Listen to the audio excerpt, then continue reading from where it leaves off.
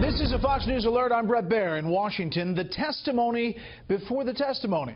Former FBI Director James Comey says in prepared opening remarks released today that President Trump asked him for loyalty and that he hoped Comey could find his way to let go of the investigation into former National Security Advisor Michael Flynn. Comey says he did not take that to mean the president wanted him to abandon the broader investigation into possible Russian interference in the election or links to the Trump campaign. And he did not pass it on to FBI investigators at that time.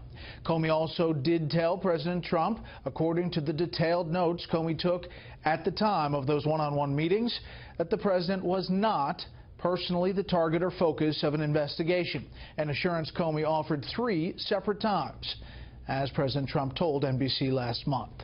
Those are some of the headlines from the prepared testimony that hit Washington today like an earthquake when it was released a few hours ago. Tomorrow, Comey will deliver those remarks and take questions from the Senate Intelligence Committee. That will be the main event in a dynamic doubleheader of Senate hearings concerning those investigations and what the president did or did not request or order. Today, the men who guard America's secrets said they did not feel any pressure to squelch or silence any investigations, but they would not directly discuss specific discussions they had with President Trump, reported from anonymous sources in the media. We have Fox team coverage tonight. John Roberts at the White House with reaction, plus a surprise personnel move a day ahead of the Comey hearing. Howie Kurtz in the White House briefing room fact-checking the media against the Comey remarks.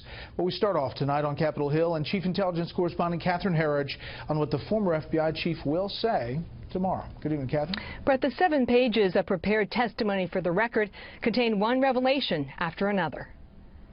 After a January 6th briefing at Trump Tower to discuss unverified intelligence targeting the incoming president, James Comey had already discussed with senior FBI leadership whether he should be prepared to tell Mr. Trump he was not under federal investigation. We agreed I should do so if circumstances warranted, based on President-elect Trump's reaction to the briefing, and without him directly asking the question, I offered that assurance. At a dinner later that month, now President Trump asked Comey if he wanted to stay on as FBI director. The president said, I need loyalty. I expect loyalty. I didn't move, speak, or change my facial expression in any way during the awkward silence that followed, Comey writes. We simply looked at each other in silence. Later in the conversation, the president returned to the subject. I need loyalty. I replied, you will always get honesty from me. He paused and then said, that's what I want, honest loyalty. I paused and then said, you will get that from me. After a February 14th meeting, the president raised the issue of National Security Advisor Mike Flynn, who resigned a day earlier. I hope you can see your way clear to letting this go, to letting Flynn go. He is a good guy. I hope you can let this go. Comey stated, I had understood the president to be requesting that we drop any investigation of Flynn in connection with false statements about his conversations with the Russian ambassador in December. I did not understand the president to be talking about the broader investigation into Russia or possible links to his campaign. Comey continued, it was very concerning, given the FBI's role as an independent investigative agency.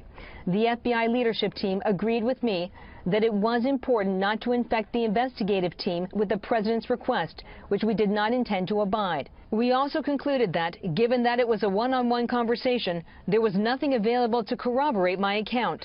In March, Comey made a rare public statement. I have been authorized by the Department of Justice to confirm that the FBI, as part of our counterintelligence mission, is investigating the Russian government's efforts to interfere in the 2016 presidential election. About 10 days later, Comey got a call from the president where he described the investigation as a cloud impairing his ability to act on behalf of the country. He asked what we could do to lift the cloud. I responded that we were investigating the matter as quickly as we could and that there would be great benefit if we didn't find anything to our having done the work well. He agreed, but then re-emphasized the problems this was causing him. Comey's prepared testimony quickly overshadowed today's hearing with top intelligence leaders.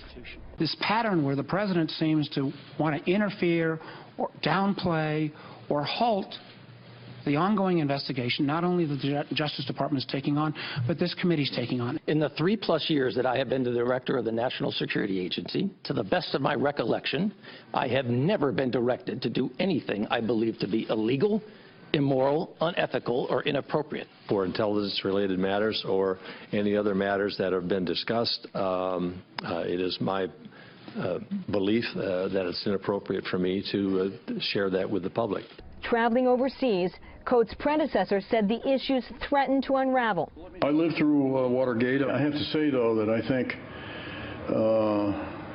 you compare the two, that Watergate pales really, in my view,